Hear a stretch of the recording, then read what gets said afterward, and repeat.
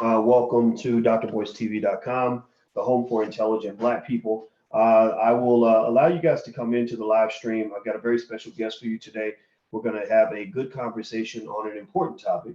It might be a little bit controversial, but as you know, we're not afraid of controversy. We actually like to talk about the issues that matter and the things that are going on in our communities. And so as you guys come in, I'm going to speak a little bit about our special guest for today.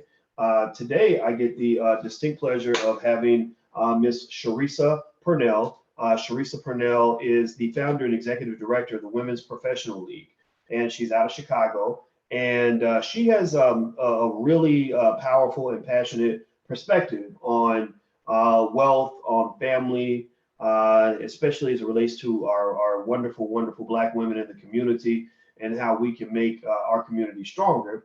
And so before I begin the conversation, I want to ask my sister Sharissa, how are you doing today? I am doing well. I'm so excited to be joining you today. So I am excited to get into this conversation, and thank you for having me. Yes, absolutely. I'm glad you're here. And I see Carlton is already trying to flirt. Carlton says that she's beautiful. Well, just so you know, I happen to know her fiance. So don't y'all be y'all need to make sure y'all keep it respectful. Her fiance is a power broker, so he'll take your head off if you mess with his woman too much. So do me a favor, everybody. If you just came in, hit the thumbs up button. Also, please, as you guys know, in the beginning of the conversation, we always do a city shout out. So I would like for you guys on the count of three to shout out your city, your business, or your dream on the count of three. One, two, three. Give me your city, your business, or your dream. Your city, your business, or your dream. And by the way, some of you cannot see Miss Purnell, and that's because Miss Purnell is actually on the Your Black World channel. Those of you who are on Dr. Boyce TV, you probably see me, and on Facebook you just see me. But you can hear her voice and you'll hear the conversation. Let's see. I see Virginia, Lubbock, Texas, Atlanta. Sharissa, this is always fun to just see where everybody's coming from because people are coming from all over the world. Philadelphia, Alabama, Houston. Hey, Dr. Boyce, love from Zimbabwe. Zing Zim is all the way from Zimbabwe. I love it. New Orleans, New York. Ariel says marketing director. Very nice. ATL from Mike. I see Dallas from Art. Vegas from, is that Kelly from Vegas? And I see Chicago. Joyce Jacob from Watts Retail Express Inc. Twiggy, Dearborn Heights. Leon, his dream is financial independence. Sincere is from London. Sarah from Lawrenceville. What? Complete says Chris Brown is dead? That's not true. Is that true? Have you heard that, Sharissa? I have not heard that today. Oh, let me Google that right quick. Yeah, Google that. I don't believe that. That can't be true. That can't be true. No, he's not dead. I don't see anything. They said he's charged with assault. Chris Brown, former pro surfer, found dead on California beach, but that's not. That's not this. Okay, that's not. Okay, that's another. Yeah, okay. Sorry. Monsters and Critics says no, Chris Brown has not been shot dead by police. It was just a hoax. Man, I'm sorry. Y'all had me froze up for a minute. I don't know. Yeah. I was like, wait. Let's change the conversation real quick. Okay, all right. Well, it looks like Chris Brown is alive and well, and he's going to continue to make plenty of bad music for you guys. So Chris Brown is good. Okay, so anyway, so let's jump into our conversation. Okay, so Sharissa, and everybody hit the thumbs up button. Please hit that thumbs up button if you haven't done this. So Sharissa, first and foremost, can you tell everyone about the Women's Professional League in Chicago? What's the mission of the league and why did you found the organization? All right, so I am the founder and executive director of the Young Women's Professional League, and it's a philanthropic initiative for young women ages 25 to 39, and it was developed to honor and recognize young women who were making a significant impact in their field or in the community. Our mission is to build a network of young professionals who support the holistic development of future women leaders through leadership development, service, philanthropy, and sisterhood.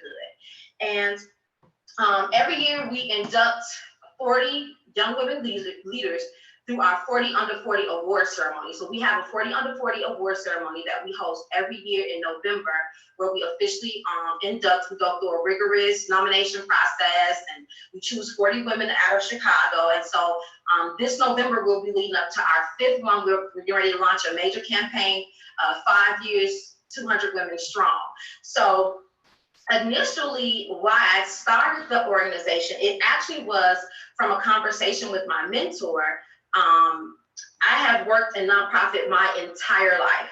I have grown up around service, the service industry, or my mom retired after 35 years of social service. She ran group homes for girls. She did case management. And at 21, I got hired to be an outreach specialist at my mentor's organization, where I worked with young girls. I facilitated workshops, ran programming, after school programming. And this year, my mentor will be celebrating 25 years. And a few years ago, as she was starting to think about succession, she was like, you know, who's next? Where are the young women who will have a passion about our community? You know, have a passion about serving others. And you know, she went through. She's an Xer. Yeah. So she's like, you know, you all are in this selfie generation where everything is about you, and everything is about where you ate and showing your food. And you know, she said, you know, everyone gets their degrees, and then you know, the first thing they do is they buy their homes, or you see them women in the Louboutins and all these different things. It's like, but who's really gonna show up to serve? And to me, I took that as a challenge, right? And because I just believe that, you know, if you give us the opportunity, which millennials are actually, if you look at the data, are very passionate about causes, but it has to be packaged a certain way, right? So I chose to package it around an award ceremony. Because one thing is right, one thing you do love about millennials, they like to be acknowledged, right? And so that's kind of how I use the award ceremony to kind of be a launching pad for us to then be able to make an impact. And so my whole mind was around that is, okay, you're a mover and shaker, a young mover and shaker in your field or in the community. Now, how do we come together? How do we galvanize young women now around something bigger than just, okay, we all got degrees, we all making 6 figures. How are we then using that to really shift and make a difference for other young women that are coming behind us, or even our peers? And so that was the whole, my whole why of why I decided to start the league and focus it on young women, young millennial women. Interesting. Okay, so everybody, I'm talking to Miss Sharisa Purnell. She's the founder and executive director of the Women's Professional League in Chicago. Make sure you please hit the thumbs up button while you're here. Make sure you hit the thumbs up button. And also, if you want to talk about financial topics and things like that, you can feel free to go to theblackfinancialchannel.com, THE, We cover lots of financial topics and things like that. So, Sharisa, let me jump in and ask you this. You mentioned the importance of, for yourself as a woman, for creating an organization that galvanizes women to do really important work in the world. And we all know that whether you're talking about women or men, like our organization is called Black Men United. And we felt when Andre C. Hatchett and I created Black Men United, which, by the way, any brother in here, y'all can all join at blackmenunited.net. That's blackmenunited.net. We had to sort of sit and sort of talk about what does that mean to help Black men.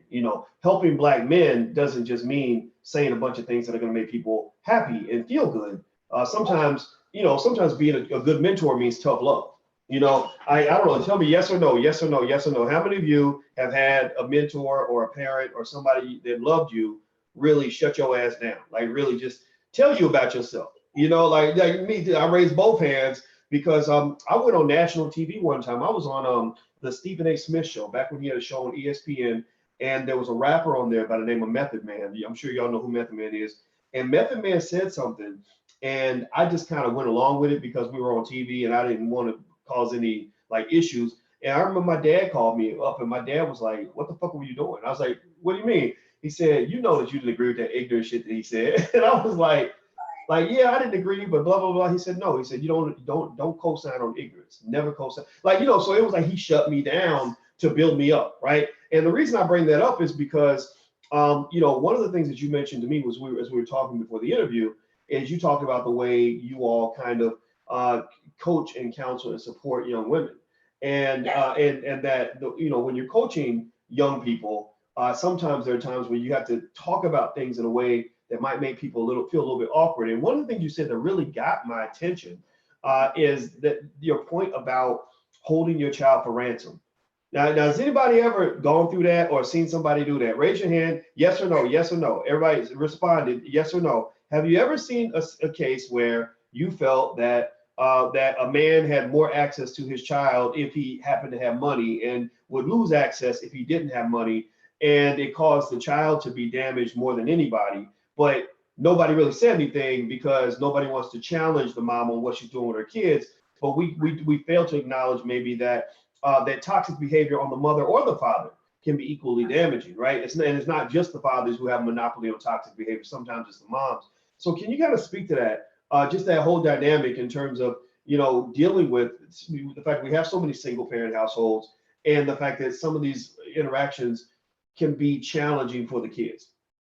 Absolutely. So just to give people some background, so our organization, our impact area is ages 18 to 24.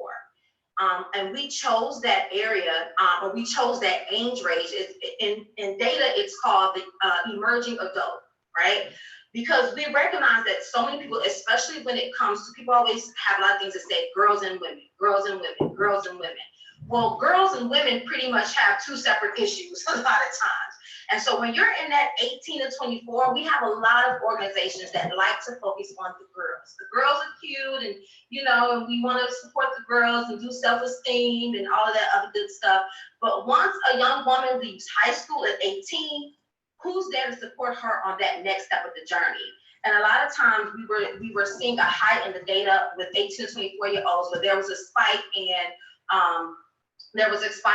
arrests. There was a spike in violence with that age group, because guess what? If you don't have a plan, the block has a plan for you, right? Mm-hmm. So if you're not sure about the plan, then life will kind of plan itself out for you. And so how do we support them? And a lot of times we also focus on young moms in that age group, that 18 to 24. Once again, we see so many high numbers. Over 70% of Black communities are being households are run by single women, single moms, right?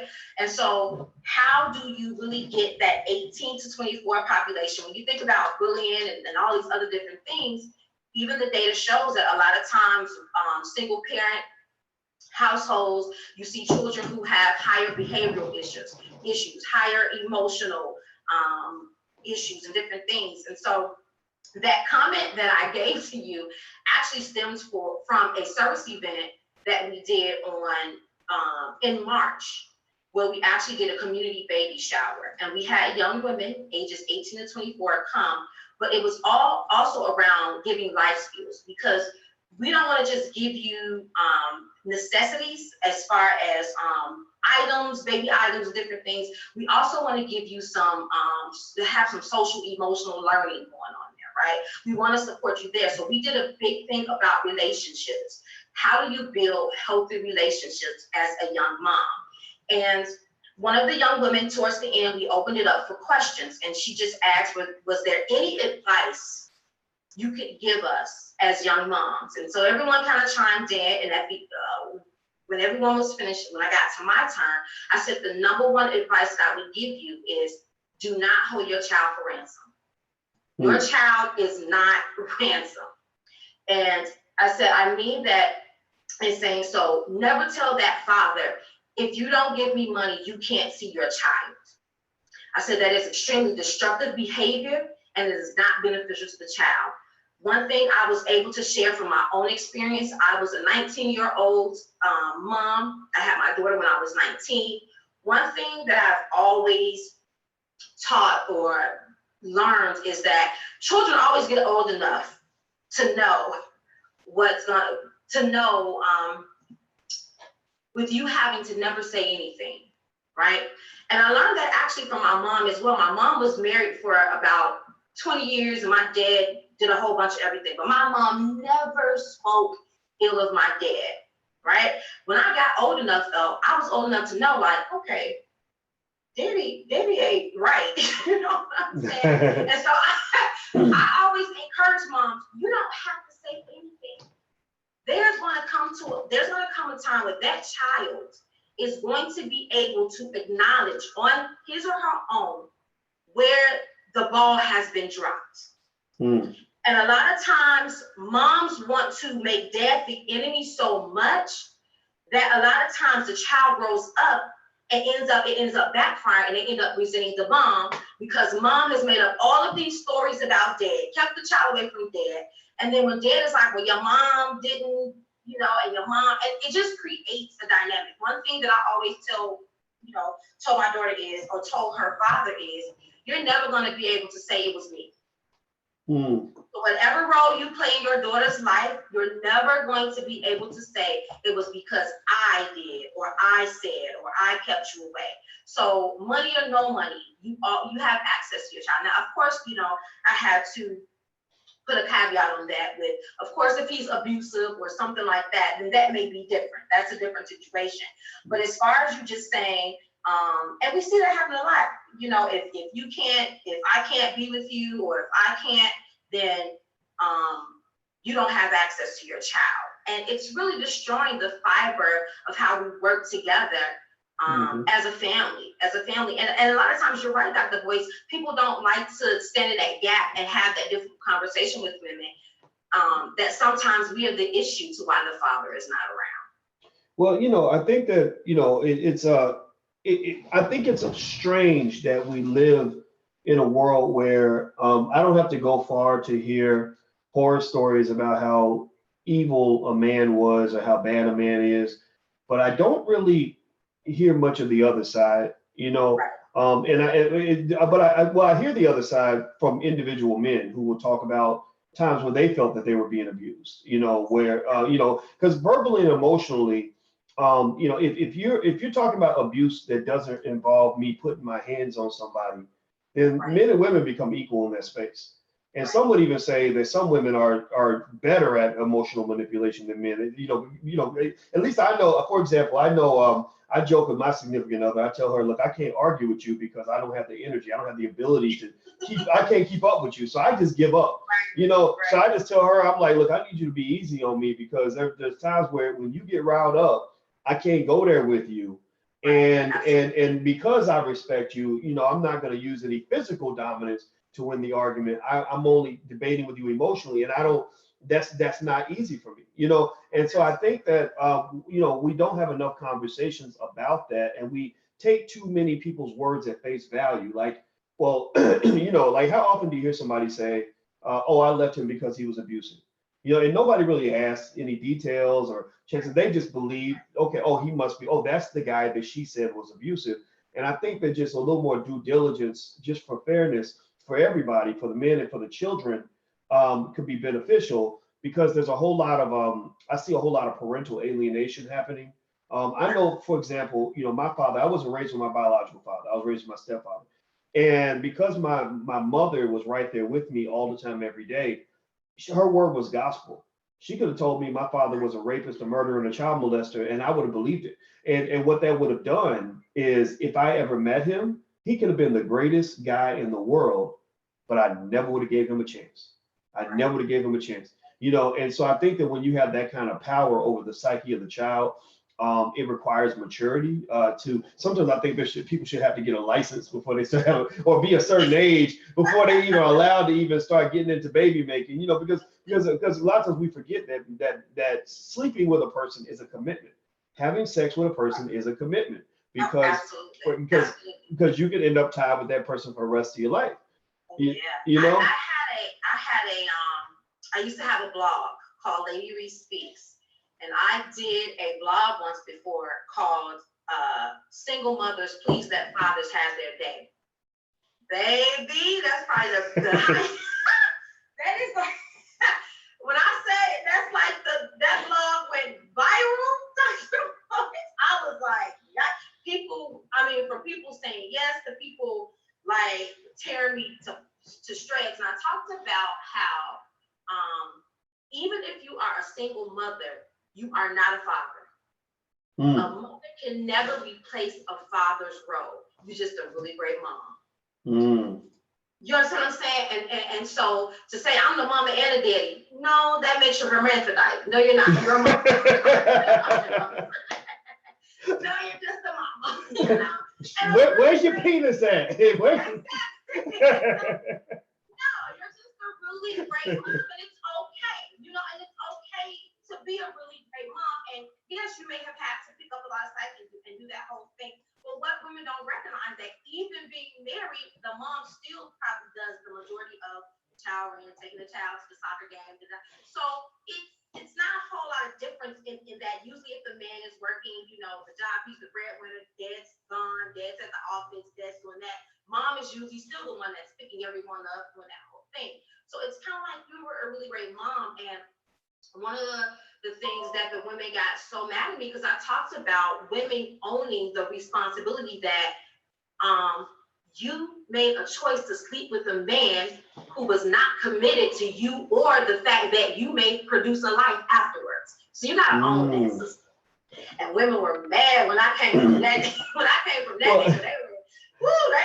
women came for me. But I'm like, come on, y'all. We have to take responsibility that we made an immature decision to lay down with someone who we were either not committed to in a marriage or a committed situation, and so women like, I was committed and I wasn't, and I'm like, you know, once again, this is not a all or nothing type of situation.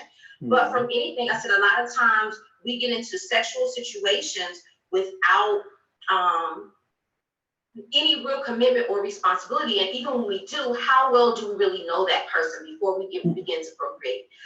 Because I'm a firm believer that people show you who they are. A lot of times we just choose not to see it for whatever reasons, whether it was our loins were on fire that day, and we just whatever, or we were ready to get married as a woman, so we overlooked certain things or certain qualities.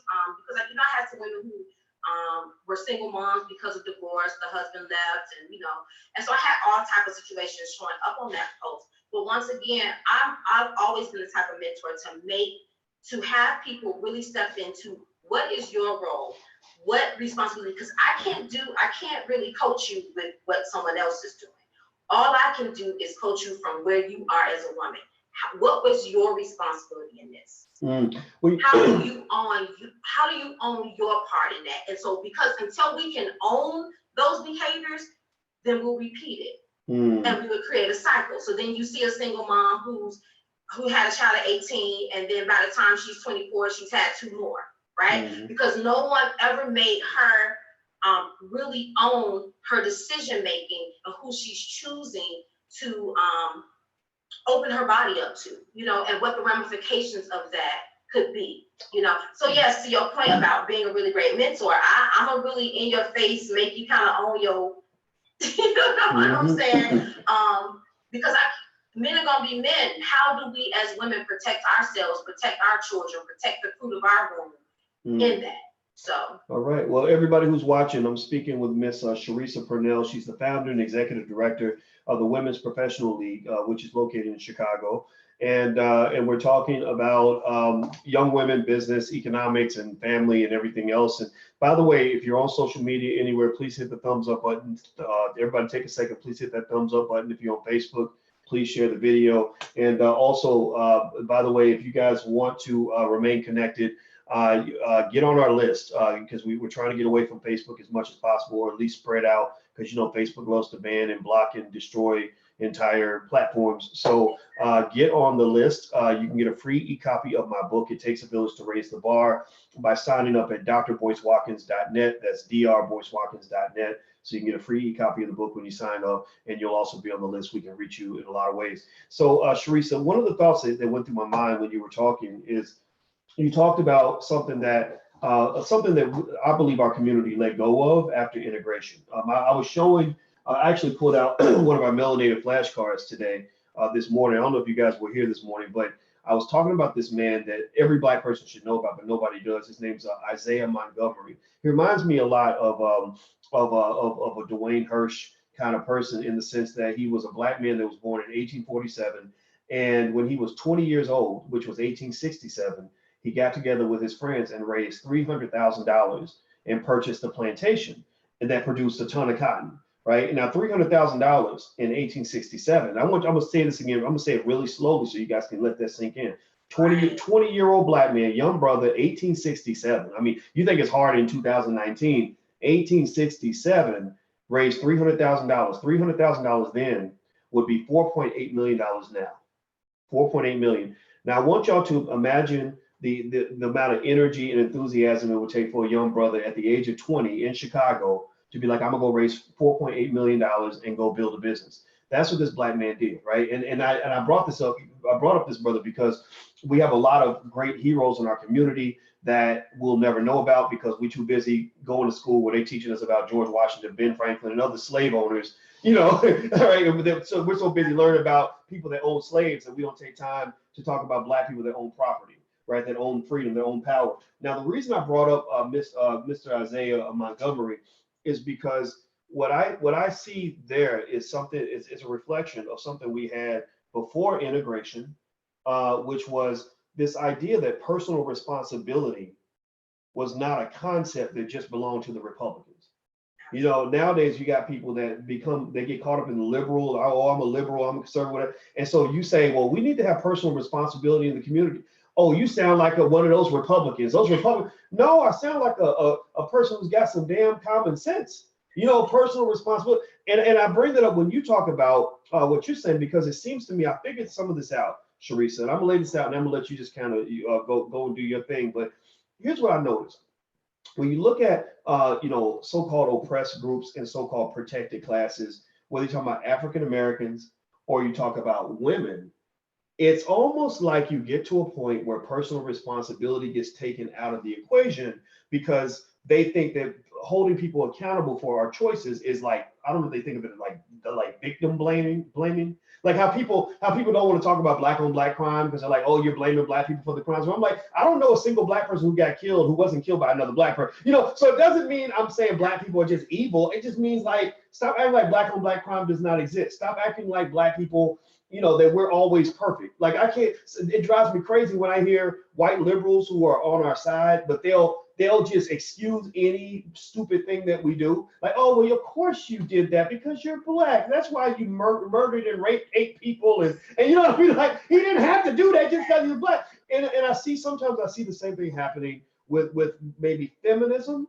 where they come up with terms like slut shaming to basically say that, that anything a woman does is fine, no matter what it is. And you have no right to question anything or to challenge anything. And then when bad things happen to her, you're supposed to just act like it just happened out of the sky and that there was nothing she could have done to protect herself. So it's almost like, and here's what I'm getting at. It's almost like when you get into a protected class where you have no accountability for your own outcomes and you don't take the time to learn how to protect yourself from bad outcomes.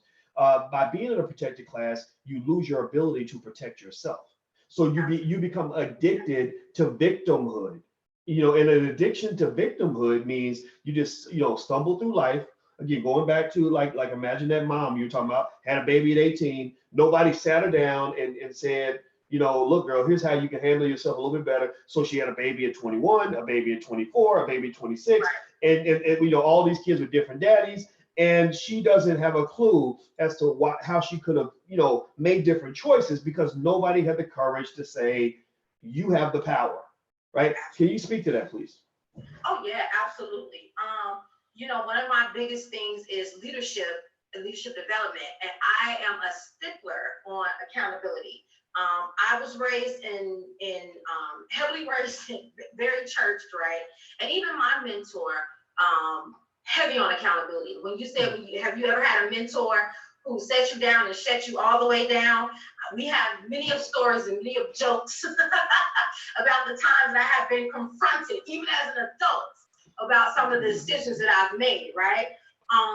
And so I kind of lead with that same way. And you're absolutely right. When you kind of get this idea of being in a protected class and everything is happening to you, and I think, and if I'm hearing you right in what you were saying, that almost kind of is the reason why I started, because you kind of get into this class and it's like those people, those people, children. And it's like, okay, but you got here to this fast. And anyone who's talking about change and wanting to impact change, if you're not reaching down to impact those in the kind of economic deprived areas, there will never be any change, because someone has to be able to hold them accountable too.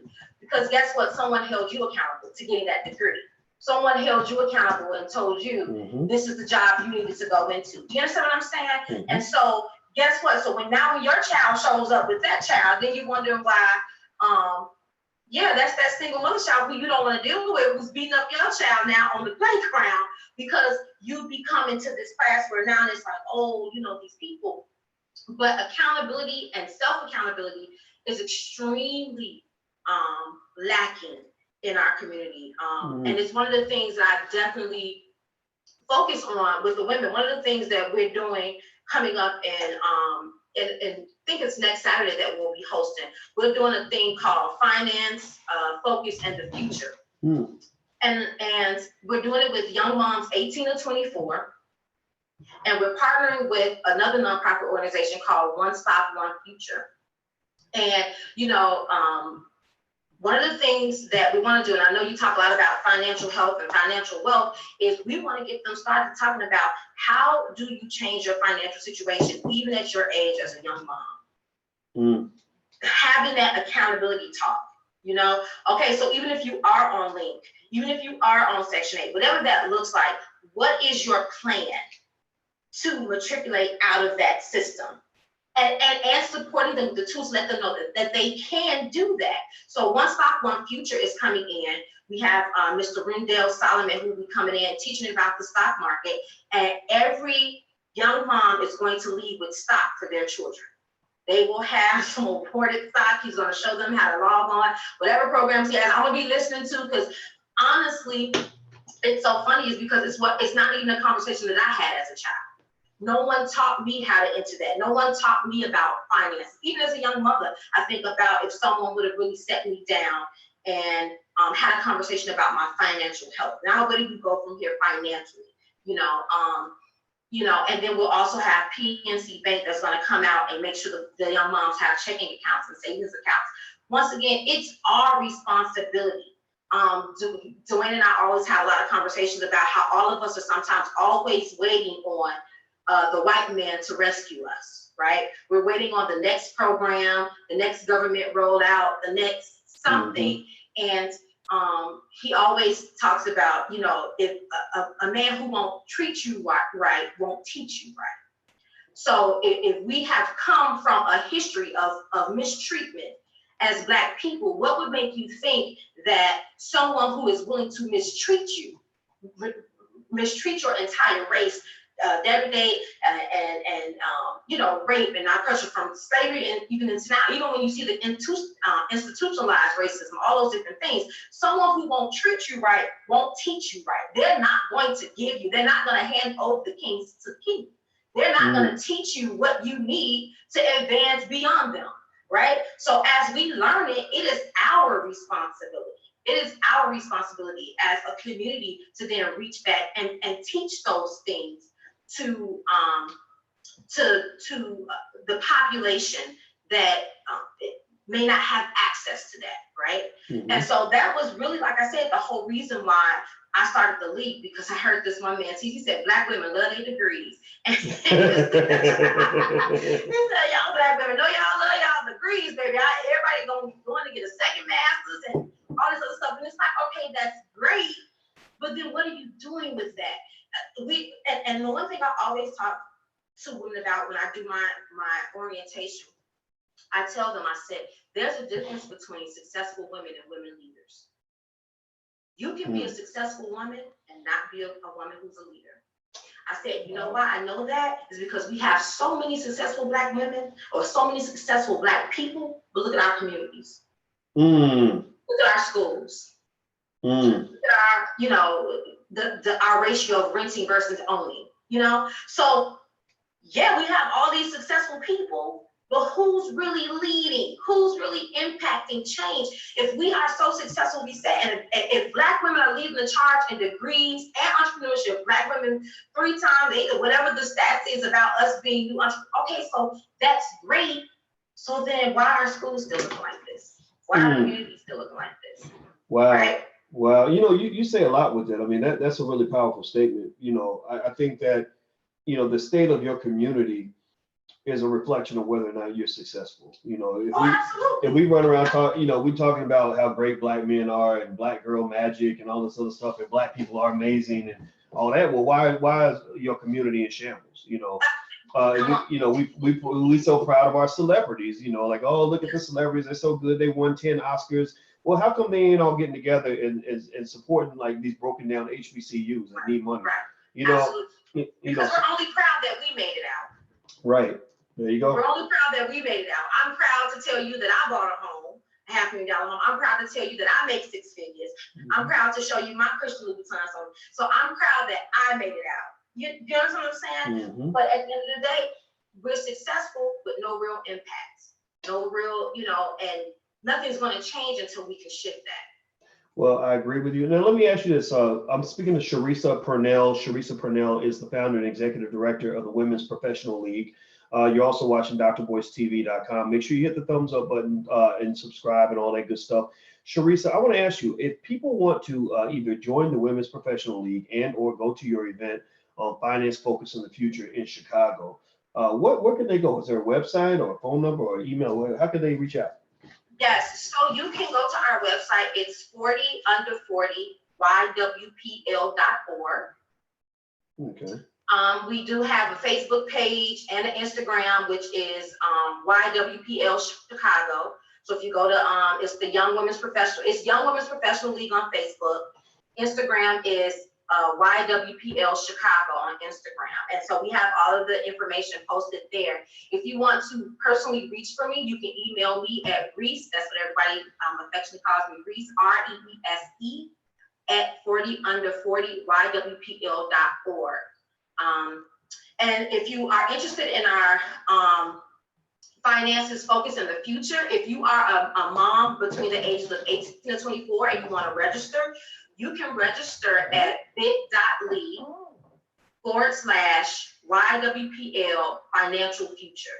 So once again, that's bit.ly/YWPL Financial Future. And if you're a mom, get registered. You can bring your children with you to the event, and we're looking to help 40 young moms. If you are not in that age range, but you love what we do and you want to donate, you can donate to our cause.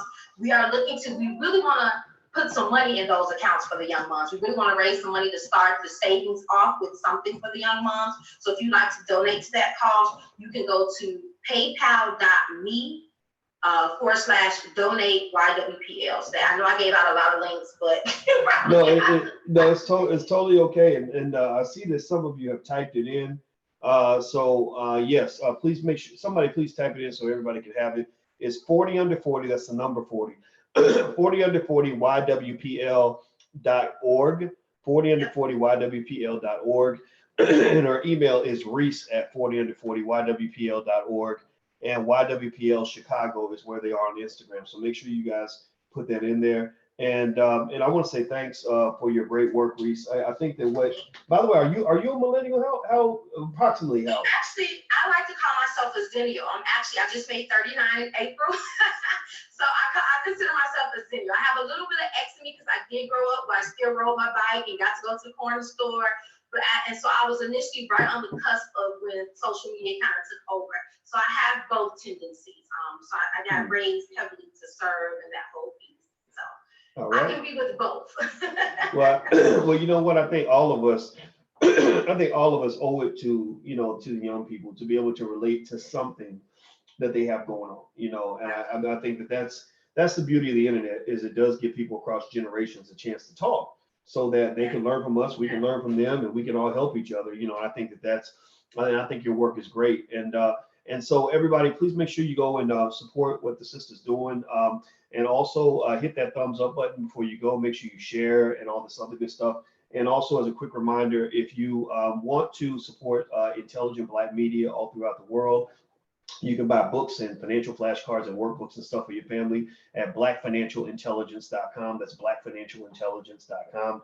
And, and so I want to say thank you so much, Sharisa Purnell. I appreciate your time. And I'll give the URL or the website one more time, 40under40ywpl.org, 40under40ywpl.org. So thank you very much, Sharisa. And please give my best to Mr. Dwayne Hirsch, your fiance. I will. He's out doing his real estate thing right Oh, now. yeah, he is. He Yes, is. Well, he's yes. a dynamic, hardworking Black man. There you go. Yes, Can't he ask for more is. than that. Yes, he is. I love it.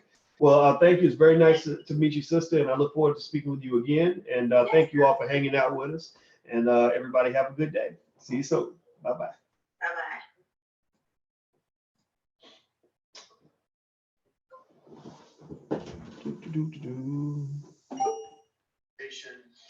Welcome to drvoicetv.com, the home for intelligent Black people.